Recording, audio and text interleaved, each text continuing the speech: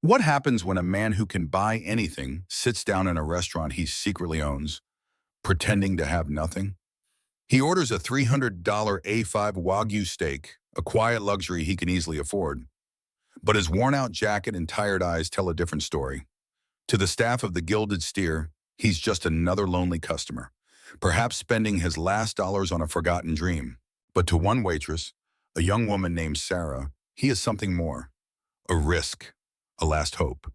As she clears his plate, her hand trembles, slipping him a folded note. It's a desperate, dangerous gamble that will either get her fired or expose a conspiracy that could bring a multi-million-dollar empire to its knees. This is the story of that note and how it changed everything. The Gilded Steer was the crown jewel of the Croft Hospitality Group's steakhouse division. It was a cathedral of culinary indulgence, a place where mahogany-paneled walls absorbed the quiet murmurs of the city's elite, and the air hung heavy with the decadent scent of seared prime beef and aged Bordeaux. Julian Croft, the architect of this empire, sat in a shadowed corner booth, looking like a man who didn't belong within 100 miles of the place. He called himself Jay. To the world, Julian Croft was a name synonymous with success, a sharp-suited titan of industry whose face occasionally graced the pages of Forbes. But Jay was a ghost. His hair was a little too long, a scruffy beard hiding the determined set of his jaw. He wore a faded canvas jacket over a simple Henley shirt, and his boots were scuffed at the toes. He looked tired, not with the exhaustion of physical labor, but with a deep, soul-crushing weariness that only immense pressure could create. He had been visiting his own establishments, from boutique hotels to five-star restaurants, unannounced and in disguise. He wasn't there to test the service or taste the food. He was hunting. A quiet cancer was growing within his company's financials. Profits were inexplicably shrinking at his most successful venues. A slow, steady bleed that the accountants in his gleaming corporate tower couldn't explain. The data pointed to theft, but a sophisticated, almost invisible kind. He suspected it was an inside job, high level, and he knew that sending in a team of auditors would just send the rats scurrying into hiding. To catch a rat, you had to think like one, or at least get down in the sewers with them. His waitress for the evening was Sarah Jenkins. She moved with an efficiency that bordered on frantic, her brown ponytail swishing behind her like a metronome, marking the relentless tempo of the dinner rush.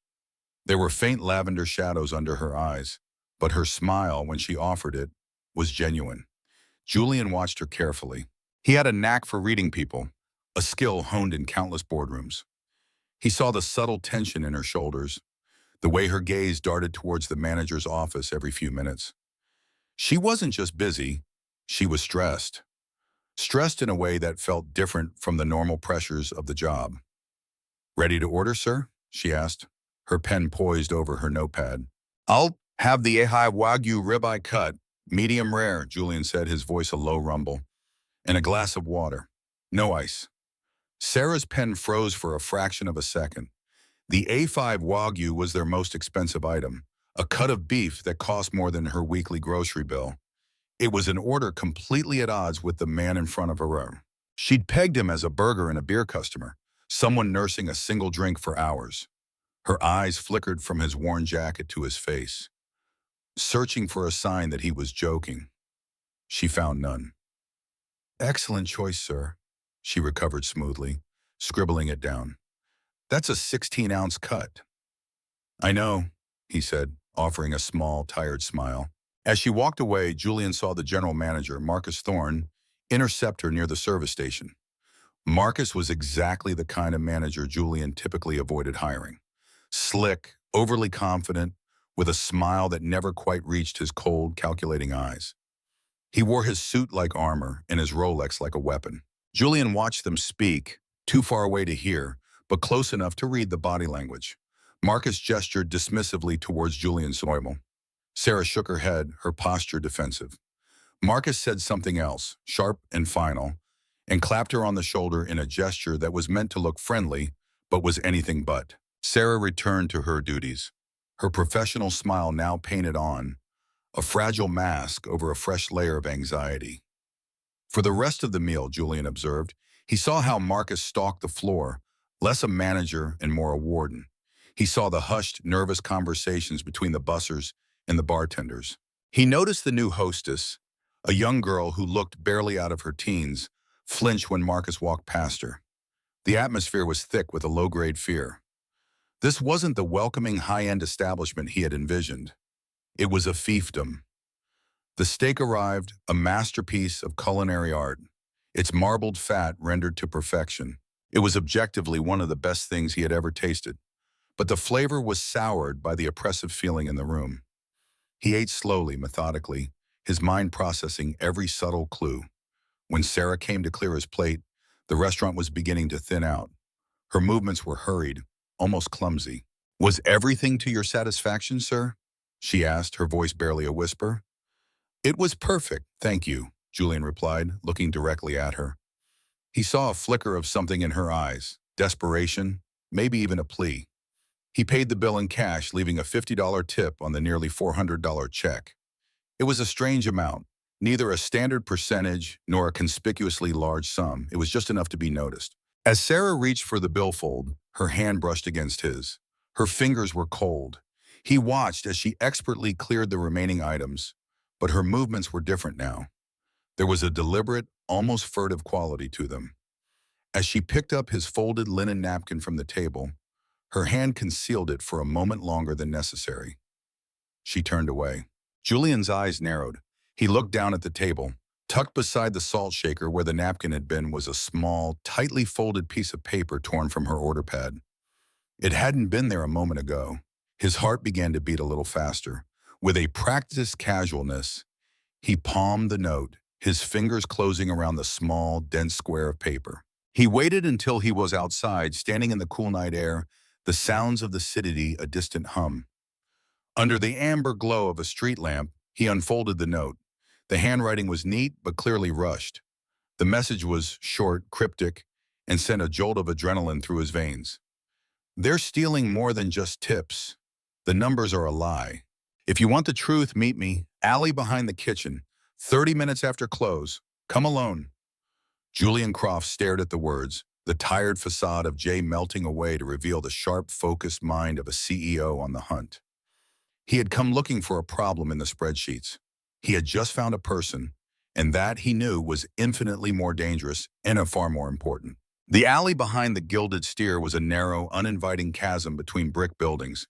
It smelled of stale grease, bleach, and damp cardboard. A single caged bulb cast a sickly yellow light over overflowing dumpsters and slick patches of pavement. It was the restaurant's unseen underbelly, a place where the glamour of the dining room was stripped away to its raw, functional core. Julian, now fully inhabiting his role as Jay, leaned against the cold brick wall, his hands shoved deep into the pockets of his jacket. The city's ambient noise felt amplified here. The distant wail of a siren, the rumble of a late-night train, the clatter of a metal lid falling somewhere down the alley. He checked his watch. 20 minutes past closing. He wondered if she would even show. It was an incredible risk for her.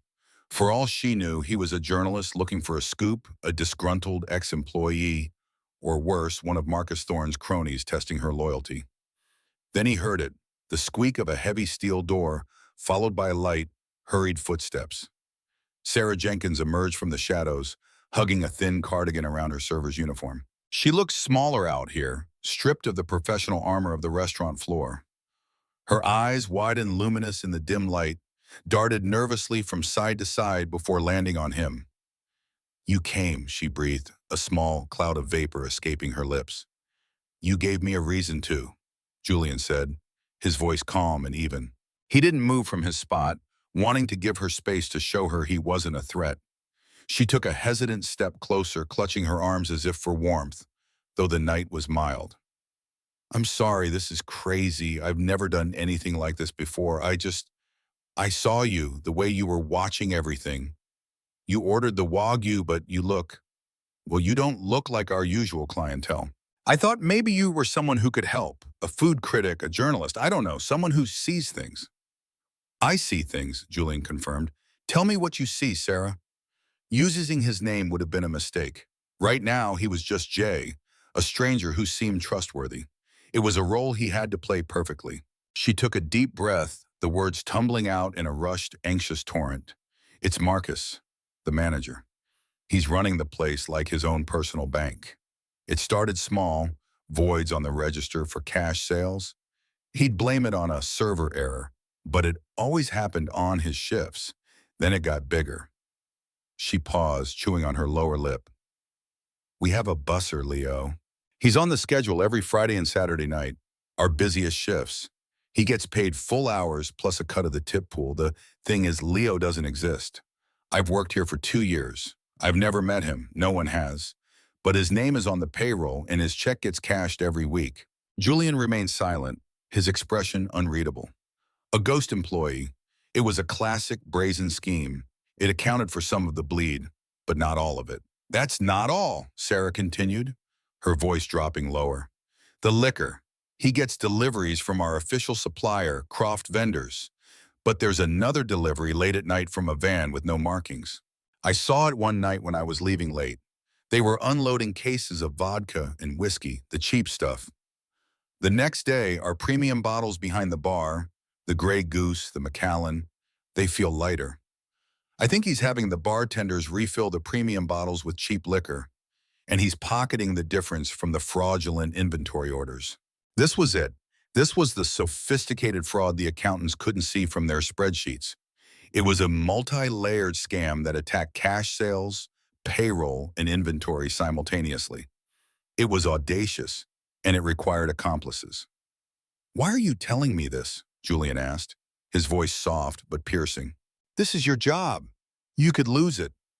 Sarah's eyes glistened, and for the first time her fear was eclipsed by a raw, powerful emotion. My younger brother Michael, he's sick. Leukemia. The treatments, they're unbelievably expensive. My parents are retired. They help as much as they can, but most of it falls on me. This job, the tips, this is how I keep him alive. But I watch Marcus steal thousands, maybe tens of thousands, every single week from a company that could probably cure cancer with its quarterly profits. And I serve people who spend more on a bottle of wine than I make in a month. And I can't stand it. It's not right. She took another shaky breath. Last week, one of the cooks, a good man named Antonio, his wife had a baby, and he asked Marcus for a small advance. Marcus laughed in his face, told him to manage his money better. Then he walked out and climbed into a brand new Mercedes. Seeing that, it broke something in me. This isn't just about numbers. It's about people. He's hurting good people. Julian felt a profound sense of respect for the young woman standing before him. She wasn't just a waitress. She was a warrior fighting a battle he hadn't even known existed within his own walls. His quest, which had begun as a mission to protect his bottom line, now felt deeply personal. Why not go to corporate? He asked, testing his. The owner, Julian Croft. He has a reputation for being fair. Sarah let out a short, bitter laugh. To who? Julian Croft is a name on a building, a myth. The anonymous tip line they tell us about in orientation, it goes to a regional HR manager who plays golf with Marcus every other Sunday. I'd be fired before the end of the phone call. They protect their own. You know how it works. The guys at the top, they're all friends. Her words hit him harder than she could ever know. A myth. That's what he'd become to his own employees. An untouchable, faceless entity. He had built an empire, but he had lost his connection to the people who were its very foundation. You need proof, Julian stated. It wasn't a question. I know, she said, her resolve hardening. That's the hardest part. The payroll records are in his office, always locked. The inventory sheets are all digital, and he's the only one with the password. It's his word against mine, and I'm just a waitress. Not anymore, Julian said. And for the first time, a hint of the CEO's authority bled into Jay's weary persona. He pushed himself off the wall, stepping out of the shadows and into the dim light. You're my partner. We're going to get the proof, but you have to do exactly as I say. It's going to get more dangerous from here on out. Sarah looked at him, her fear returning, but this time it was mixed with a fragile sliver of hope. She didn't know who this man was, this stranger in a worn jacket who spoke with such unshakable confidence. She only knew that for the first time in a long time, she wasn't alone. What do we do first? She asked, her voice steady. Julian smiled, a true predatory smile that was all Croft and no Jay. First, he said, we give him enough rope to hang himself. The next 2 weeks were a masterclass in espionage, played out amidst the clatter of plates and the sizzle of steaks. Julian, in his new role as Sarah's silent partner, orchestrated the operation with the precision of a military strategist. Their first move was to secure their communication. He met her briefly in a coffee shop far from the restaurant and gave her a cheap prepaid burner phone. No calls, only texts, he instructed. Delete the thread after every conversation. Our friend Marcus seems like the type to check his employees' personal property. Sarah's first assignment was simple observation and documentation. Julian needed patterns. Don't try to be a hero, he warned her via text. Just be my eyes and ears. Note every cache void. Every time Marcus takes a bottle from the storeroom himself. Every time he has a closed-door meeting. Sarah proved to be more than capable. She was meticulous, her fear channeling into a razor-sharp focus. She used a tiny notepad she kept in her apron, scribbling coded notes throughout her shift. CVT TBL7 $150 for a cache void on table 7, MBK2V1 Mac 1 for Marcus taking 2 bottles of vodka and one of Macallan from the back. She relayed the information to Julian every night, a stream of data that he cross-referenced with the official end-of-day reports he had, his trusted CFO, Arthur Vance, pull for him under the guise of a routine performance analysis.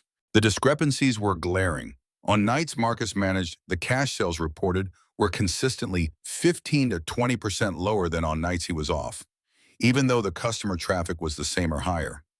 The liquor cost percentage was also creeping up, despite no change in menu prices. The ghost employee, Leo Martinez, was costing the company over $1,000 a week in wages and pulled tips. But Julian needed more. He needed irrefutable proof that would stand up not just in a boardroom, but in a court of law. The office, he texted her one night. We need to get inside. The physical payroll stubs for Leo. The real liquor inventory orders. That's the holy grail.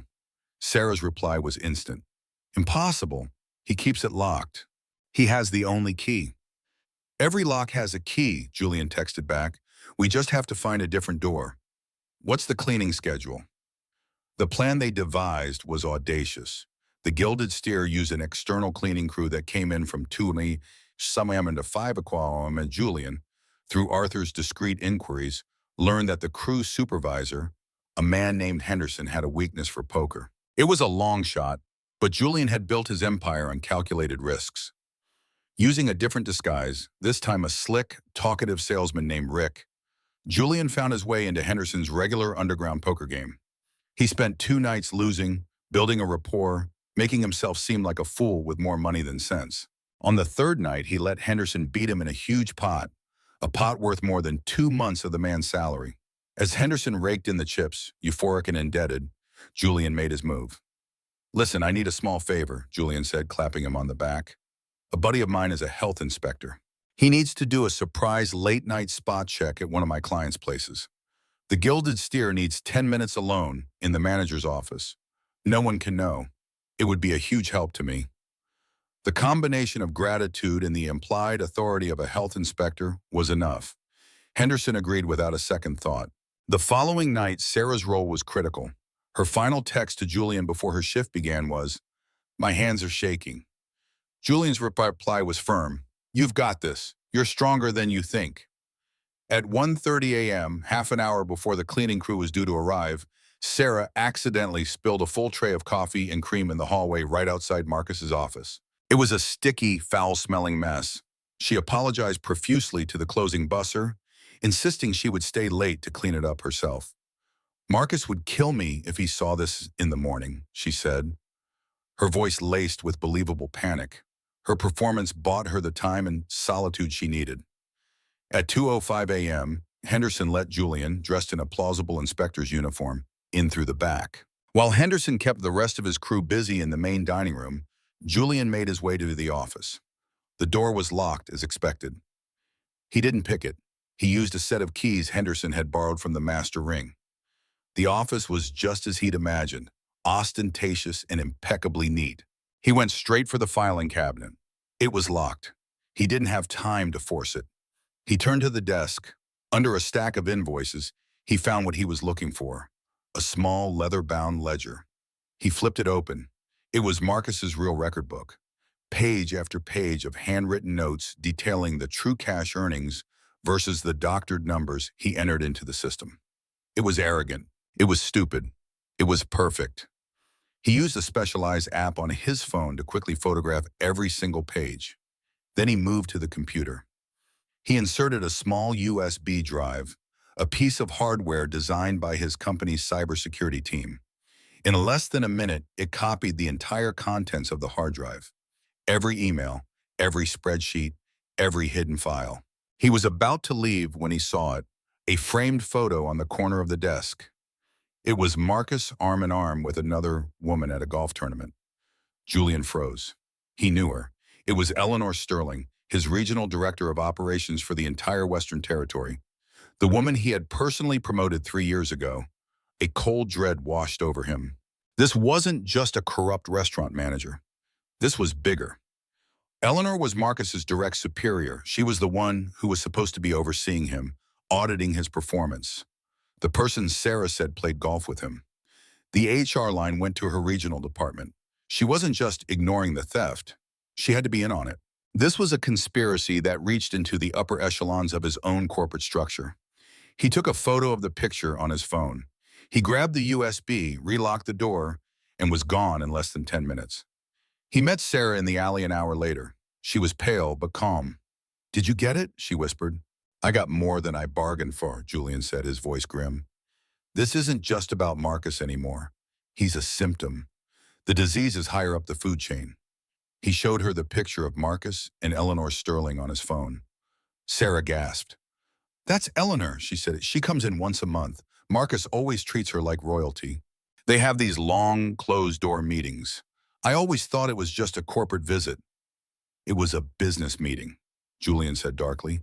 "They were just discussing a business that I don't own." The stakes had just been raised exponentially. They weren't just taking on a crooked manager anymore. They were taking on a powerful executive, a woman with deep connections within the company, a woman who had Julian Croft's complete trust, and she would have the resources and the ruthlessness to crush anyone who got in her way, especially a waitress and a mysterious man in a faded jacket. The discovery of Eleanor Sterling's involvement sent shockwaves through Julian's investigation. It transformed a localized case of fraud into a full-blown corporate conspiracy. He retreated from the J persona for a few days, locking himself in his penthouse apartment, which now served as a war room. The ledger photos and the contents of the USB drive were spread across his massive mahogany desk, a digital and physical tapestry of betrayal. He brought in Arthur Vance, his silver-haired, fiercely loyal CFO. Arthur had been with him since the beginning, a man whose integrity was as unshakable as his accounting skills. Julian laid out the entire story, from the note in the restaurant to the photograph on Marcus's desk. Arthur listened, his expression growing more severe with each detail. When Julian finished, he simply said, "Eleanor, I never trusted her ambition. It always felt sharp." For the next 48 hours, they worked relentlessly. Arthur, with his access to the highest levels of the company's financial systems, began a deep dive audit of Eleanor's entire region. Julian, using the cloned hard drive, sifted through years of Marcus Thorne's emails, chats, and deleted files. The picture that emerged was staggering. The Gilded Steer was not an isolated case. It was a template.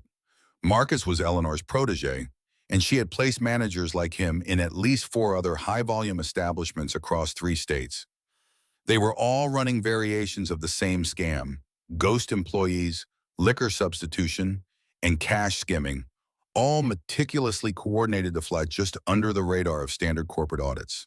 They laundered the money through a complex web of shell corporations set up as food and liquor suppliers. Eleanor would approve contracts with these vendors, who would then overcharge the restaurants for goods that were either substandard or never delivered. The excess funds were funneled into offshore accounts. It was a criminal enterprise operating under the legitimate banner of Croft Hospitality Group, siphoning millions of dollars a year. Eleanor wasn't just a participant, she was the architect. "My God, Julian," Arthur said, pointing at a flowchart they had mapped out on a whiteboard. "She's built a parasitic empire inside your empire." The most sickening discovery was in the HR files. In every restaurant under Eleanor's scheme, There was a pattern of high employee turnover with numerous complaints against her hand-picked managers. Complaints that were all dismissed for lack of evidence by the regional HR department she controlled. Good people, honest people, had been pushed out, silenced, or fired to protect the operation. Meanwhile, Sarah was living on a knife's edge. Marcus, perhaps sensing a shift in the atmosphere or simply tightening his grip, had become more paranoid. He started watching the staff like a hawk, installing new security cameras, not in the dining room, but in the back-of-house hallways and by the employee entrance. "He's watching me," Sarah texted Julian one evening, her message filled with typos. "He cornered me today, asked why I was staying late the other night.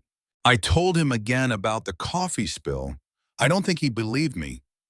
My hands won't stop shaking." Julian felt a surge of protective anger. Sarah was the linchpin of this whole thing, the brave soldier on the front lines, and he had put her in the line of fire. "Stay calm," he texted back. "You are not to engage with him. Do your job. Head down and get out. Don't do anything else. I am handling it now. The end is very near. I promise you." He also knew he had to protect her from the fallout. When this broke, Eleanor would use every tool at her disposal to discredit the source of the leak. He needed to get ahead of it. He instructed Arthur to quietly arrange for a top-tier law firm to be put on retainer, specifically for an anonymous employee whistleblower who had yet to come forward. The weight of the situation was pressing down on Julian. This was more than stolen money. It was a deep personal betrayal by someone he had trusted and promoted. It was a corruption of the culture he had worked so hard to build. Sarah's words echoed in his head. Julian Croft is a myth. He had been living in his ivory tower, reading reports and trusting his executives, while his employees, the real people who made his company run, were being intimidated and exploited. The weariness of Jay was no longer an act. It was a genuine exhaustion with the gilded cage he had built for himself. He looked at the evidence arrayed before him, the undeniable, systematic proof of a vast conspiracy. He could handle this the corporate way. Quietly fire Eleanor and her cronies, absorb the losses, and pretend it never happened to avoid a scandal. It would be cleaner, better for the stock price. Or he could do it Sarah's way, the right way. He made a decision. This wouldn't be handled in a boardroom. It would be handled on the ground floor. He picked up his phone, not the burner, but his own. He dialed a number. "Arthur," he said, his voice hard as steel, "cancel my schedule for tomorrow, all of it, and have a car ready. I'm going back to the Gilded Steer, but this time I'm not going as Jay." He then sent one final text to Sarah's burner phone. "Tomorrow evening, your shift. A surprise guest is coming to dinner. Just do your job as you always do. The show is about to begin." He deleted the message thread one last time and snapped the cheap phone in half. There was no going back. The following evening, the Gilded Steer was humming with its usual controlled chaos. Sarah moved through the dining room, her heart a frantic drum against her ribs.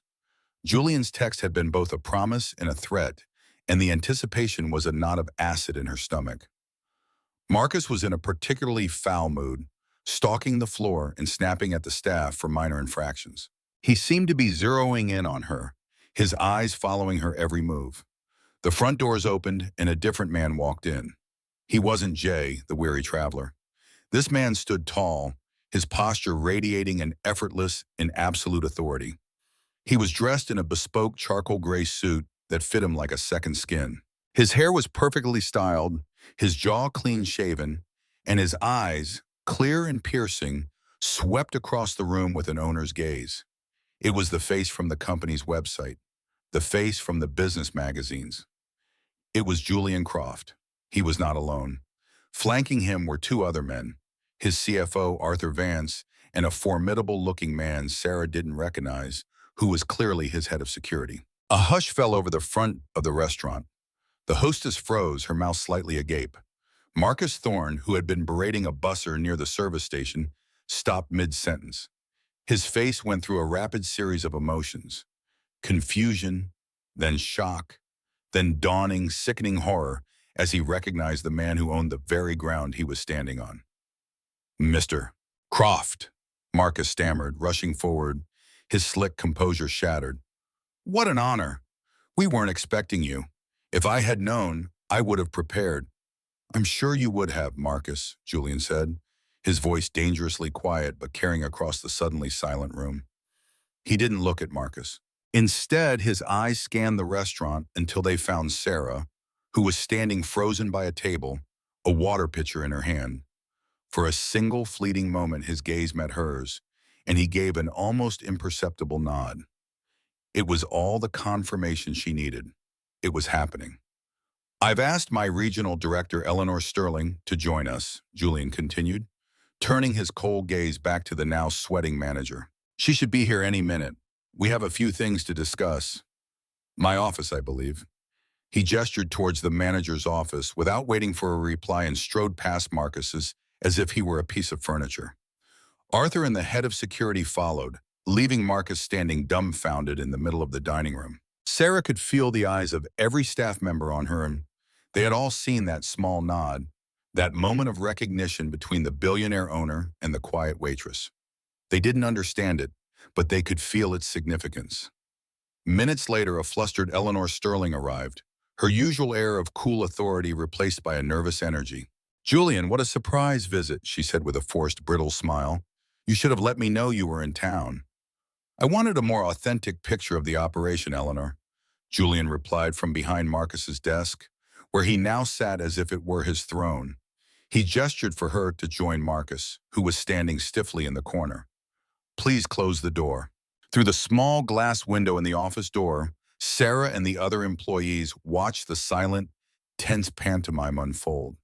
They saw Julian speak, his expression calm and unyielding. They saw Marcus begin to bluster, gesturing wildly.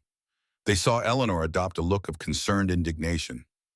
Inside the office, Julian was laying the trap. "I've been looking over the numbers from this location, Marcus. They're concerning for a flagship restaurant. The profit margins are disappointing." "We've had a tough quarter," Marcus began, launching into a pre-prepared speech about rising food costs and a slow economy. "And Eleanor," Julian said, cutting him off and turning to her, "you signed off on these numbers. You assured me everything in your region was performing to expectations." "The entire sector is feeling the pressure, Julian," Eleanor said smoothly, recovering her composure. "I'm working with my managers to tighten belts and improve efficiency." "Efficiency?" Julian repeated, his voice laced with ice. "Let's talk about efficiency. Tell me about Leo Martinez." The color drained from Marcus's face. Eleanor's eyes narrowed. "One of our bussers?" she asked, feigning ignorance. "I don't know every employee by name." "Of course you don't," Julian said. "It would be hard to know him considering he doesn't exist." He slid a file across the desk. "Here are his payroll records. And here is a sworn statement from every other employee on this roster confirming they have never seen or worked with a Leo Martinez." Marcus began to sputter. "That's absurd. It's a clerical error, a misunderstanding." "And the liquor?" Julian continued, his voice rising in intensity. He slid another folder across the desk. "This folder contains lab reports from a private investigator I hired. Reports confirming that the high-end liquor served at this bar is diluted and in some cases completely replaced with cheap bottom-shelf brands. It also contains invoices from your approved vendors alongside shipping manifests from an unmarked van that makes illicit deliveries here twice a week. Deliveries signed for by you, Marcus." Eleanor stepped forward. "Julian, this is an outrage. If these accusations are true, it is the work of a rogue manager. I am as shocked as you are. I will launch a full investigation immediately." "Save it, Eleanor," Julian snapped, his voice now a low growl. He tossed the leather-bound ledger onto the desk. It landed with a heavy thud. "This is Marcus's real accounting book, a detailed record of every dollar he's stolen." He then turned his laptop around to face them. On the screen was a complex flow chart of shell corporations and offshore bank accounts. "And this is your masterpiece, a multi-million-dollar fraud syndicate spanning 5 of my restaurants. You didn't just know, Eleanor, you orchestrated the entire thing." The final blow came as he clicked one more time, bringing up the photo from Marcus's desk, the two of them smiling at the golf course. "A picture is worth 1,000 words," Julian said softly. "This one is worth about 20 years in federal prison." Silence. The trap was sprung. Eleanor Sterling, the powerful executive, simply stared at the screen, her mask of indignation crumbling to reveal the cold, hard face of guilt. Marcus Thorne sagged against the wall as if his strings had been cut. Julian stood up. My head of security will escort you both off the premises. The authorities are on their way. You will not speak to any employee. You will not touch anything. The game, he said, his voice dropping to a whisper, is over. As the office door opened and Marcus and Eleanor were let out, faces pale and drawn, a collective gasp went through the staff. Sarah watched, her body trembling, not with fear, but with a profound, earth-shaking sense of relief and vindication. Julian Croft walked out of the office and stood before the assembled staff. His eyes once again found Sarah's. This time his expression was one of immense, undisguised gratitude.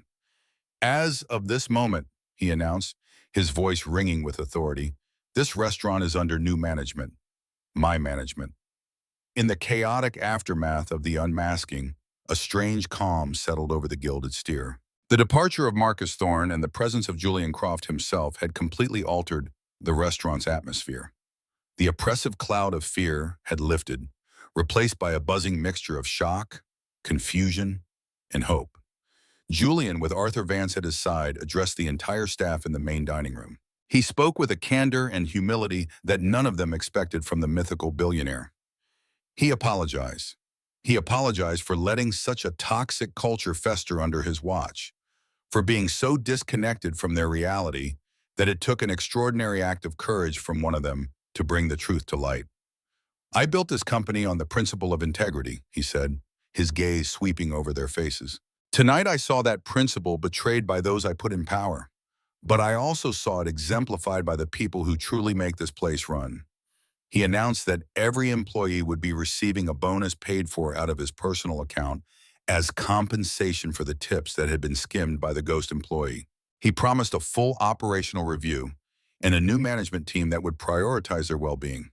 The staff, who had been expecting a corporate lockdown or even closures, erupted in applause and relieved chatter after the group meeting. As the employees began to disperse, Julian walked over to Sarah, who had been standing quietly at the back of the room. Sarah, he said, his voice softer now, can we talk for a moment? He led her to the corner booth where he had sat just 2 weeks prior as the anonymous Jay. The role reversal was dizzying. He was no longer a customer, and she was no longer just a waitress. I don't even know what to say, she began, her voice trembling slightly. Then let me, Julian interrupted gently. Thank you. What you did, it was brave beyond measure. You risked everything, not for personal gain, but because it was the right thing to do. You reminded me of what this company is supposed to be about, what I'm supposed to be about. He paused, his expression serious. In the alley that night, you told me why you took that risk. You told me about your brother, Michael. Sarah's breath caught in her throat. She nodded, unable to speak. I had Arthur look into it, Julian continued. I hope you don't mind. He found the hospital, the doctors. I've read his file. He's a strong kid. He is, she whispered, tears welling in her eyes. But the bills. The bills are no longer your concern, Julian stated, his tone leaving no room for argument.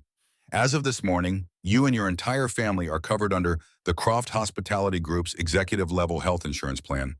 It's retroactive. Every single medical bill, past, present, and future, for Michael's treatment is covered. All of it.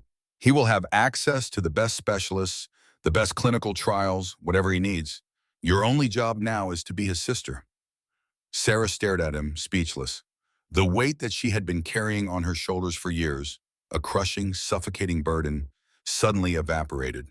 The wave of relief was so powerful it almost buckled her knees. Tears streamed down her face, but they were not tears of sadness or fear.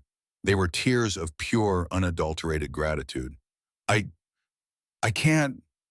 Thank you, she finally managed to say, her voice thick with emotion. It is I who should be thanking you, Julian replied, and I'm not finished. A mind like yours, an eye for detail, and a moral compass that strong. It doesn't belong on the dining room floor, unless you want it to. I'm creating a new position within the company, a sort of internal affairs investigator for employee welfare and operational integrity. The job will be to travel, to observe, to listen to the staff, the real people, and to be a direct, confidential line to my office. No regional managers, no corporate bureaucracy, just the truth. I want you to be the first person to hold that position. He smiled. The salary will be commensurate with the importance of the role. And of course, we will provide all the necessary training. You saw what was wrong here because you were on the inside. I need someone like you on the inside of every property I own. Sarah was stunned into silence. In the span of a few minutes, Julian Croft had not only saved her brother's life, he had offered her a future she could never have imagined. He hadn't just given her a fish. He had given her the entire ocean. Yes, she said, her voice clear and strong. Yes, I accept. He extended his hand across the table. She took it. And the handshake was not between a boss and an employee, or a rich man and a poor woman. It was a handshake between two partners, two people who had, in their own ways, brought a corrupt empire to its knees and were now ready to build something better in its place. The story of the Gilded Steer takedown, as it was whispered about in the company, had become a corporate legend. The downfall of Eleanor Sterling and Marcus Thorne, along with three other managers in her network, sent a clear and unequivocal message through the entire Croft Hospitality Group. The age of impunity was over. Sarah Jenkins thrived in her new role. The company provided her with training in forensic accounting, management, and corporate ethics. She traveled the country, visiting Croft properties, but she didn't walk in like a typical executive. She arrived quietly, sometimes taking a shift as a server or working a day at the front desk, observing and listening. She spoke to bussers, housekeepers, and line cooks, creating the anonymous, truly safe channel for communication that she never had. Her reports to Julian were brutally honest, insightful, and led to dozens of positive changes, from improved working conditions to the promotion of deserving, overlooked employees. She had become his mythbuster, the living embodiment of the company's renewed commitment to its people. Her greatest joy, however, was found away from the corporate world. Michael's new treatment plan, funded by the comprehensive insurance, was working wonders. The color had returned to his cheeks, and his prognosis was better than it had been in years. Sarah was able to visit him not with a heart heavy with financial worry, but with a spirit full of hope. The family, free from the crushing weight of medical debt, was healing in more ways than one. Julian Croft was also a changed man. The experience had been a harsh but necessary awakening. He had dismantled the bureaucratic layers that insulated him from his own company, implementing new oversight systems that prized transparency. He was more hands-on, more visible, and more attuned to the heartbeat of his organization. The myth of Julian Croft was slowly being replaced by the reality of a leader who was present and accountable. He found he had less patience for the sycophants and yes men in his boardroom and more time for people like Sarah. They spoke at least once a week, their conversations a mix of business and a growing genuine friendship. She was his reality check, the person who could tell him the unvarnished truth he so desperately needed to hear. One sunny Saturday afternoon, Julian drove to a small suburban park. He wasn't wearing a suit, just jeans and a polo shirt. He found Sarah and her brother Michael sitting on a bench watching a group of kids play baseball. Michael, though still thin, had a bright, energetic light in his eyes. "Mr. Croft," Michael said, his face breaking into a wide grin as he saw him approach. "It's Julian, please," he said, smiling back. "How's the arm feeling?" "Good enough to strike you out," the boy joked. Sarah watched them, a peaceful, contented smile on her face. This was the result of the note. Not the firings, not the promotions, not the money. This moment of simple, unburdened happiness. "Thank you for coming, Julian," she said as he sat down beside her. "I wouldn't have missed it," he replied, looking out at the ball game. "You know, for a while there, I forgot why I started all this. I got lost in the numbers, the growth, the stock price. I forgot that a business isn't just a balance sheet. It's a collection of people, of lives like yours, like Michael's." He turned to her, his expression sincere. "You didn't just save my company, Sarah. In many ways, you saved me from myself." She simply nodded, understanding completely. The undercover millionaire had ordered a steak, and a waitress had slipped him a note. But what they had truly exchanged that night was something far more valuable. A shared belief that one person's integrity, no matter their station in life, has the power to change everything. And together they had built a new foundation. not just for a company, but for their own futures, one honest act at a time. In the end, this wasn't just a story about a millionaire and a waitress. It's a story about the power of integrity and the incredible ripple effect of a single courageous choice. Sarah Jenkins wasn't trying to bring down an empire. She was simply trying to do what was right in a world that felt wrong. Julian Croft wasn't just trying to patch a hole in his profits. He was forced to rediscover the human core of the business he had built. Their story is a powerful reminder that heroes aren't always the ones in the headlines. Sometimes they're the ones working a double shift, fighting silent battles, who decide to take a stand, who decide to. It proves that no matter how big a system is, no matter how powerful the people at the top may seem, the truth spoken by a brave voice can still change everything. What would you have done in Sarah's shoes? Let us know in the comments below if this story moved you. Please give this video a like, share it with someone who needs to hear it, and be sure to subscribe to our channel for more incredible real-life stories that inspire and empower. Thank you for watching. In the remarkable story of Sarah Jenkins, a dedicated waitress burdened by endless shifts and the heartbreaking fight to save her sick brother, we uncover a deeply moving life lesson. True courage isn't found in boardrooms or bank accounts, but in the quiet, unwavering integrity of ordinary people who choose to stand up when staying silent would be easier. Sarah risked everything, her job, her safety, her fragile stability, not for fame or fortune, but because she could no longer bear watching good people suffer while corruption thrived unchecked. Slipping that desperate note to a stranger was an act of pure moral bravery, born from exhaustion, love, and an unshakable belief that one small truth could shatter a massive lie. Julian Croft, the powerful billionaire disguised as an everyday customer, was forced to confront how far he drifted from the human heart of his empire. Together, their unlikely alliance didn't just expose fraud, it restored dignity, healed a family, and rebuilt a company on the foundation of real care for its people. This tale touches us so profoundly because we've all felt overlooked, powerless, or tempted to look away from injustice. Yet Sarah shows us that integrity, speaking up when it costs you everything, is the most powerful force of all. It reminds us that heroes wear aprons as often as suits, and that one honest voice can ripple outward to change countless lives. If Sarah's quiet heroism and the beautiful redemption in this story warmed your heart or inspired you to believe in doing the right thing, please hit that like button. It helps these messages of hope reach more people who need them. What moved you most? Sarah's courage, Julian's transformation, or the moment justice finally arrived? Would you have slipped that note if you were in her shoes? Share your thoughts in the comments below. I read everyone and love hearing your stories. And if you're ready for more uplifting tales of everyday heroes, second chances, and triumph over the odds, subscribe now and tap the bell icon. You won't want to miss next week's incredible story of resilience and kindness. Thank you for watching. See you soon.